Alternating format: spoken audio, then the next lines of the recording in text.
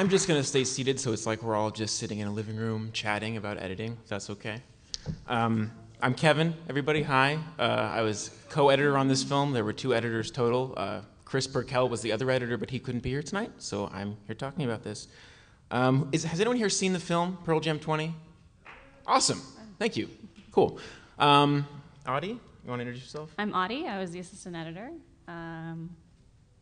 It's available on Instant Play on Netflix. Yeah. Good, thanks. So go see it, it's amazing. So we're going to be playing clips throughout the film, and I'm going to be talking about the workflow, mostly how we went from 3,000 hours to 2. So let's start with the intro to the movie. Let's play.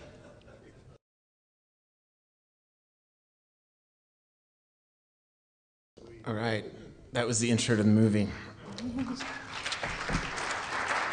So from the start of the project, this film was meant to be not an analysis of the band like a traditional documentary, but more a vibe piece to really put you in the feeling of what it was like to be in the band, and while also telling you going through their whole career step by step.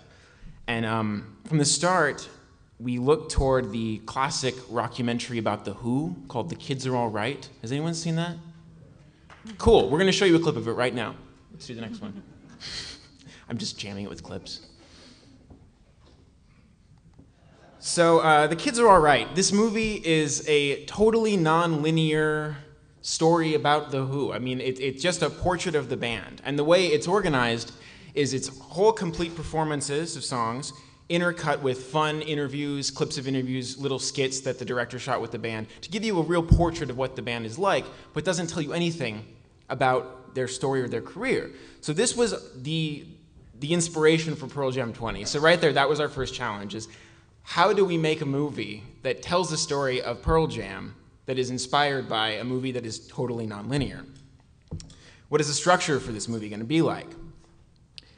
Now, when Cameron told us to look at this movie for inspiration, I think what he was really saying is this movie has the vibe of what he wants Pearl Jam 20 to be. It's fun, it's irreverent, it doesn't care, and it rocks. So we took that moving forward. The biggest challenge was the fact that we had over 3,000 hours of footage to work with. The reason why is because Pearl Jam opened up their vaults to us, everything they'd ever collected over the years, for us to use to cut the movie together. We began by working with their archivist, this man named Kevin Schuss, who has been with them from the beginning, shooting every show they ever played. Literally every show they ever played. He began as their merch guy, and then when they got really big, he just grabbed his video camera and started filming the shows. So how do you organize that much footage to begin with? A lot of patience and time. I was on the project for, I think, 2.5 years. How long were you on it for? About 2.5 years. Yeah, you were a little longer. Long time. Longest project I've ever worked on, but honestly, take that down. Yeah, okay. Honestly, the most fun thing I've ever been involved in. It was an amazing experience. So I guess let's get into the organization of it. Sure. Okay. So, so we got a lot of different types of media in. Pretty much anything you've heard of, we got it, and we got them in bulk. So what did we do to organize it? Well, a lot of documentaries, they kind of customize the way that they organize their archival footage, and ours was no different. What we ended up doing, and I'll explain why, is we ended up giving every piece of media a PJ number.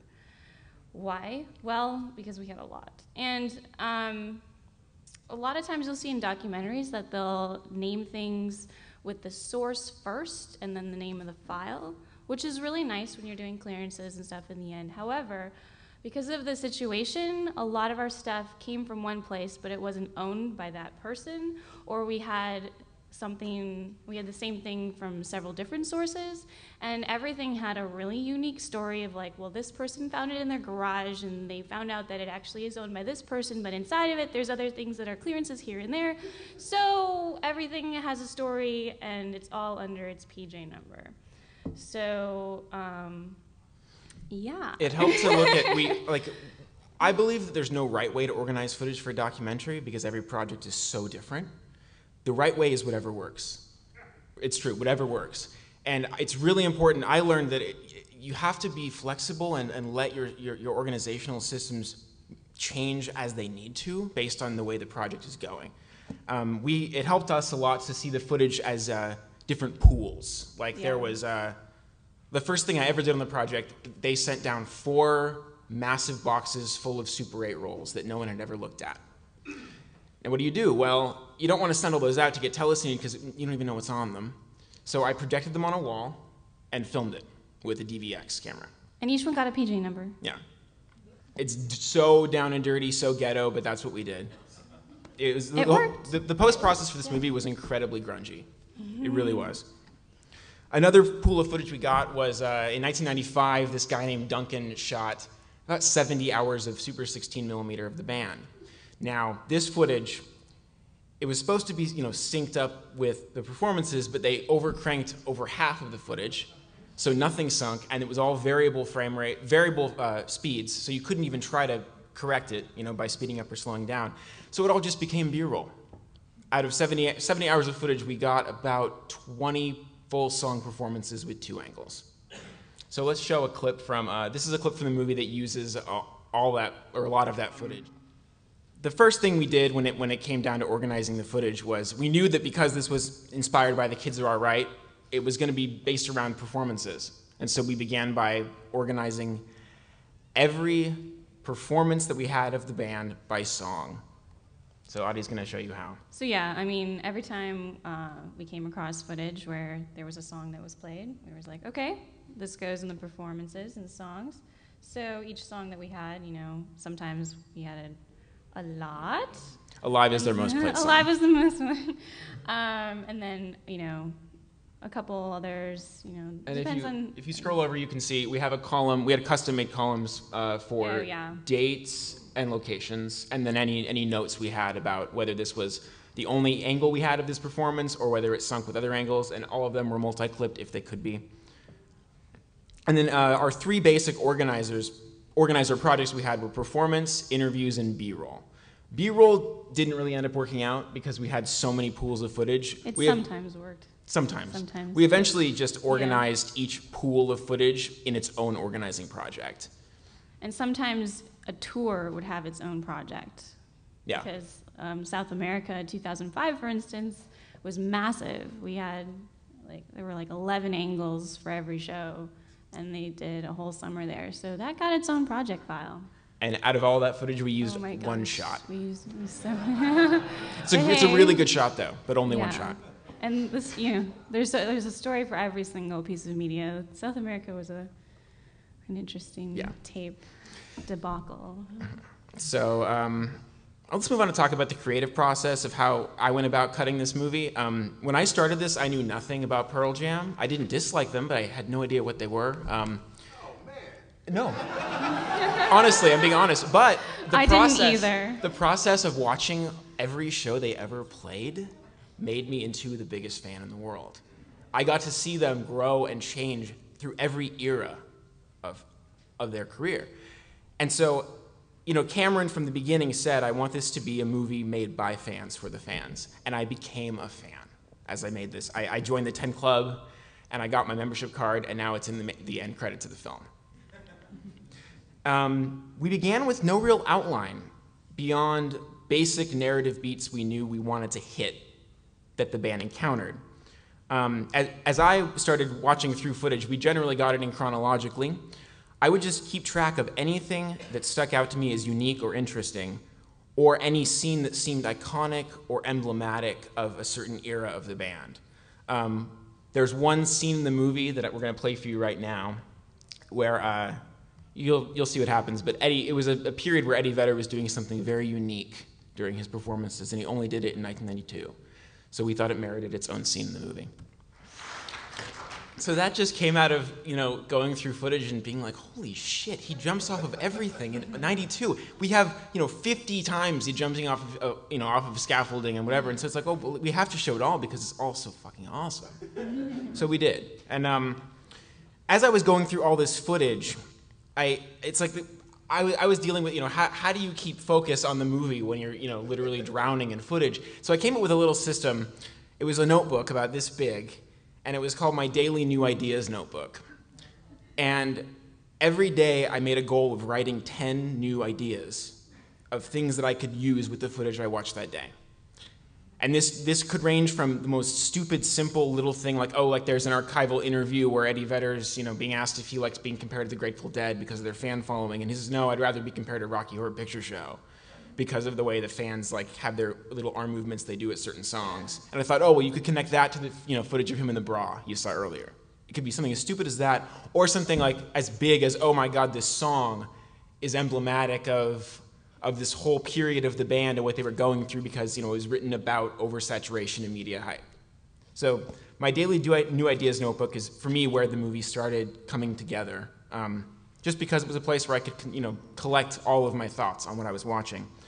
And also, as I was watching, Audie, you as well, can agree with me, we began calling ourselves detectives. The detectives. We had a joke that we would put, Pearl Jam private eyes on our doors. Because as you watch through this footage, and because there was so much, everything they talked about in the interviews, 9 times out of 10, we had footage of. We had them actually doing what we, had them talking about from other sources. I mean, we got about 100 hours from MTV of everything they'd ever shot of Pearl Jam. So we got, we had a lot of archival interviews from all of that. Which was another clearance. Audie deal with all the clearances. So, let me show you an example of this is a scene that we knew we needed to have a narrative beat for, which is Eddie Vedder kind of coming into his own as the lead singer of the band. All the members of the band talked about in interviews how when he first came up to Seattle from San Diego, he was very shy and didn't really know his place. And we were talking to Kevin Schuss, Pearl Jam's archivist, about this when he was visiting us in Silver Lake one week while we were cutting. And he said, oh my God, I have the exact moment. I know when I saw him come into his own. And I have it on film, so we put it in the movie. Just a side note, there were a lot of Pearl Jam fan sites out there, and they keep track of every single show and what happened in it. And we would actually go to them a lot, and just to keep track of like, oh yeah, this is that show, that is that show. And we would often see people putting notes on them, being like, does anyone have footage of this, please? And we're like, yeah, we do. and also, I mean, that goes back to what Cameron told us about being fans ourselves. Like there was a scene in the movie, the first time they ever played an acoustic show in Zurich, Switzerland, and all the fan sites, I mean, there were rumors that they even played this show, and we had footage of it. And so that was a show we knew we needed to put in the movie, and we did. We actually made a montage of a bunch of songs they played acoustic in that just for the fans. Yeah. So now I'm going to get into talking about how we structured this movie. We began by, we knew, like I said before, that there were these big narrative beats that we had to hit. Can we open up the big board? Here's our big board. So if you look on the top of the middle row in the white cards, those are all the narrative beats. Seattle, Andy dies, Geyser Group, Ed arrives, Temple of the Dog, 10 takes off, Unexpected Size. Now below those are songs. Because from the beginning we knew that we wanted to make the music drive the story, we had this idea of connecting every narrative beat to a specific song performance. Now I was very interested as an editor of finding a way to find these songs that would add context to the narrative beats, because I think a lot of times, very often, when an artist writes a song or makes any work of art, it's reflective of what they're going through at the time. And so, for example, Ticketmaster, when the band spoke against Ticketmaster in the congressional antitrust hearings, after that scene, we have a performance from their Ticketmaster boycott tour. They played when they were touring without Ticketmaster and building all the venues from the ground up. The song we chose for that scene is a song called Not For You. This is a song that Eddie Vedder wrote to the Ticketmasters of the world. Lyrics are, this is not for you, this is not for you, F you. AKA, if you want to make money off of our music, go fuck yourself. So I'm going to show you that scene that I cut. This was also the first scene that I cut for the movie, and it was the scene that got me promoted from assistant editor to co-editor. So. And by the way, we, over the course of the project, were in 3 different offices. He cut this while we were in between offices, and he was in the utility closet.